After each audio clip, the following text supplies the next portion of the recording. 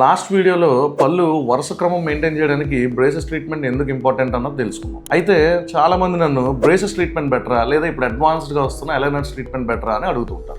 రెండు ట్రీట్మెంట్స్ మనకి ఒకటే ఎండ్ రిజల్ట్ ఇచ్చినప్పటికీ రెండిటికి ఉన్న డిఫరెన్స్ ఏంటో తెలుసుకుందాం. 18 years దాటిన వాళ్ళందరికీ నేను మోస్ట్లీ ఎలైనర్స్ ని సజెస్ట్ చేస్తాను. ఎందుకోసం అంటే 18 దాటితే వాళ్ళందరూ కాలేజ్ గోయర్స్ అయి ఉంటారు, లేదా 30 దాటితే వాళ్ళందరూ ఆఫీస్కి వెళ్తుంటారు. వాళ్ళందరికీ క్లిప్స్ పెట్టుకొని కాలేజ్ కూడా ఆఫీస్కి వెళ్ళడానికి కొంచెం ఇబ్బందిగా ఉండొచ్చు. సో ట్రీట్మెంట్ చేయించుకోవడానికి ఎక్కువ ఇష్టపడరు. సెకండ్ ఏంటంటే క్లీనింగ్. మనకి క్లిప్స్ ట్రీట్మెంట్ లో క్లీనింగ్ కొంచెం ఇబ్బంది అవుతుంది. అదే అలైనర్స్ అయితే రిమూవబుల్ కాబట్టి మనం తీసేసి శుభ్రంగా మనం పళ్ళని క్లీన్ చేసుకోవచ్చు.